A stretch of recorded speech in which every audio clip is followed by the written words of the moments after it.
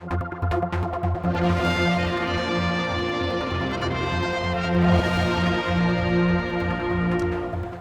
me is Minister Gawne. A couple of things I'd like to talk to you about, but you've come up with this great press release saying that you've almost single-handedly managed to change local government in the Isle of Man after many, many attempts. You decided to give them more things to do, and they're very happy to take it on. Yeah, I'm describing it as a quiet revolution, which I think is what it is.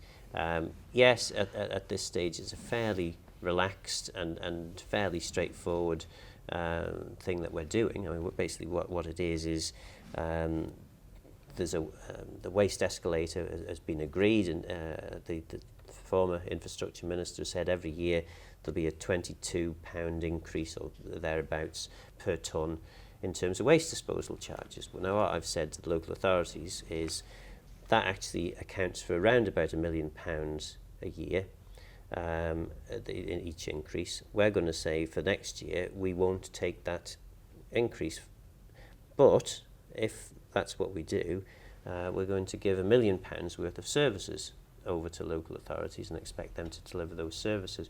So in terms of the government, it's a cost neutral exercise. In terms of the local authorities, it's cost neutral across the island. There may be a few adjustments, maybe a penny or two in the rates in some places and a few less in others. But effectively what we're saying is, for the first time possibly in 40 years, we're going to have a fairly radical transformation in the relationship between central and local government. But there's still going to be 24 of them. I mean, surely this has been a major issue. There's too many local authorities as such. It is. Most people's view. I mean, certainly it was what a lot of people focus on. I mean, there's two ways of looking at this. First one is, well, why is 24 too many? Some people would argue, well, perhaps it's because it's less efficient, but most of the smaller local authorities are probably as efficient as the bigger ones because they've got so little to do, and they run their parishes very, very efficiently. So you could argue that that's not really the issue here. The real issue is, what are we wanting the local authorities to do? What we want them to do is take on services. And clearly they want to do these things. And absolutely. And it gives them something to do, I suppose you were saying. Years and years and years, local authorities said, look, we want more to do. So, okay, we give them more to do. And what's the result of the discussion so far? A number of the local authorities have said, well, clearly if we take on these extra services, we're going to have to either work more collaboratively with our neighbours. We're maybe going to have to create an area board or committee to run these services. So effectively they're saying we need to come together and work collaboratively, which is actually, in my view anyway, a more productive way of going about things, actually talking to people and asking them to come up with solutions, rather than us in central government, because we're so good at knowing what the best answers are, telling the local authorities, actually, no, you need to do it this way. We've decided, we with no experience of delivering local services at a local level have decided this is what you need to look like. So I think it's a different approach. It may yet fall flat on its face, but we've introduced a very radical timetable. We're wanting to do this by the 1st of April, and so far a significant majority of local authorities have signed up, and it's and this is going to happen. Because I say that because every time I talk to you, it's always a major subject, like parking's going down to 1 hour, then it goes back to 2. It's going to be 50p for the buses for children, now it's 25p. You're happy with this one? Yes, yeah, I mean, I am very happy with that. I think it's a positive step forward, and it is going to be good news as far as the ratepayers are concerned too, because they know who to go to. They can go direct to their clerks or their commissioners, and the work will be done directly, rather than having the clerks reporting an issue to my department. My department then passes it from the person who's received the call on to the manager then talks to the manager of the works division goes out, and, so it's going to be a simpler process, and I think that's a really positive thing. In relation to the other points that you raised in terms of changes, well, first of all, is it a bad thing that a minister listens to what the public say or to what the retailers say? The main reason we introduced or announced the proposal to introduce a 2-hour reduction to 1 hour was because there was a parking survey which said that retailers would benefit from us reducing the 2 hours down to a 1 hour because there'd be more churn and more people would be able to get in to use the shops. The retailers obviously didn't agree with that. But also, now you're in charging on the promenade, you almost actually want to encourage people, don't you, to use the walkway. Although on a day like today, you wouldn't want to be parking there at all, would you? I mean, that's the trouble with that system. It's not very weatherproof. Well, as I say, in terms of the 2 hours going down to 1, that was something that we understood that the retailers had said they wanted in relation to a parking study that was undertaken by professional parking study people a year ago. So we changed it back to what the retailers said they actually want. Now, I don't quite know where the people who did the survey got their information from, but I'm assuming they spoke to retailers, and the retailers a year ago had said something differently.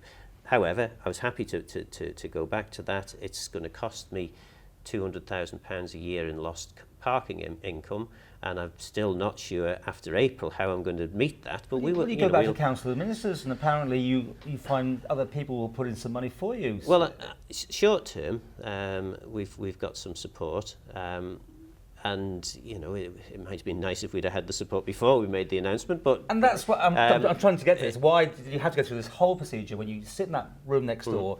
You have to make these decisions. You come out having to issue this proclamation, only to find out suddenly that things aren't quite as bad as they seem because someone's got more money to help you. It's a bit unjoined up, isn't it? Well, I'm not sure it is unjoined up. If that's such a word, is it? Yeah, I'm sure. Well, it's a word now. I mean, the issue really is as soon as I got into the department, I recognised that the budget that had been set for us was all but impossible to achieve without causing significant problems to other areas of government. So we recognise that. I've been talking to various ministers about this ever since I got back in, and we've been trying to come up with different solutions, different things that might work for people and what have you. But one of the problems that we have in government at the moment is that there are lots and lots and lots of big pressures on every single minister, and it's not so much perhaps that I hadn't explained to ministers that these were problems and they were going to have an impact. Perhaps I could have explained it in a more forceful way, perhaps I could have been clearer. But as much as anything, it's everyone is so busy, and they were looking at this and think, gosh, I can't afford to lose anything out of my budget either. Then you had this public spat with Chris Roberts-Shaw in 2 ministers, and in fact it's one of our most viewed political interviews of the month when you're washing this in public, which it seemed odd. I mean, you settled it. The Chief Minister said it's definitely going to come in £25. You're happy with that now? Again, in terms of a public spat, as far as I'm aware, I've not said anything in public about this. All I've done is introduce... what would you say to him coming out like that and saying that? Well, I've made an announcement. Chris has every right to defend his constituents. I mean, I disagree with the level of concern that he's expressed, but he's got every right to. But he expressed that level to do that in the council, didn't he? To you, the yes, chamber. Yes, absolutely. And were you surprised that he came out and was sort of gunning for you? Well, you are the man. Well, who made the announcement. Everyone has got their own ways of doing things. I mean, I'm not sure that. In terms of the issue, I think that's what we should stick with. Because again, there's been a public meeting that departmental member Chris Thomas has organised for the department to try and explain some more about the charge. The reason, again, and maybe this comes back to the people who did the parking survey. I think it's a group called Amy did the parking survey for us in 2013. The result of that survey said, actually, you should be charging £50 for residents' parking permits, not £25, £50. Well, maybe you should have gone in with £50, then come down to 25. Well, maybe because it's like the children on the buses. Yeah, well, perhaps we should, but we haven't. So we've gone with what we've gone with. Actually, £25 is 50p a week. I appreciate, and I do very much appreciate that as far as Douglas residents are concerned, they feel that the system isn't working Yeah, because if as this well as happened on it your should be for patch, them. you can imagine the outcry. I mean, it wouldn't have happened. Well, would it is happening on my patch in that all the parents in my patch are going to have to be paying £100 a year now to get their children to school. That's more than £25.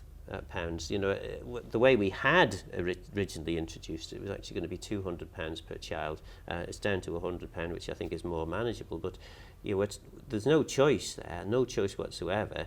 They are going to have to pay that extra. Most of the people as well living out of town are going to have to be paying the 50p extra per hour, or, you know, sorry, in terms of the car parking charges. So all the off-street car parking, anybody from out of town has no choice but to drive into town. They're going to have to be paying for that. It's going to be more than 50p a week, I would suggest. You've had a short straw, haven't you? Over the last few months, you seem to be the one that seemed to be having to make so many announcements. Are you happy with how it's gone, though? If you're a minister and you've got tough things to do, you like to have time to plan them. I, believe it or not, spent longer planning these cuts than was being suggested I should by the officers. I mean, the officers, as soon as they arrived in the department, were saying, come on, Minister, we need decisions, we need you to make these decisions, you've got to sort this out now. My riposte was, well, you give me some detailed, fully costed papers, and then I'll make some decisions. Okay. So we've spent a lot of time. We spent a lot of time over the summer trying to get to the bottom of some of these issues, but ultimately we're left with a problem. We need to deal with the problem.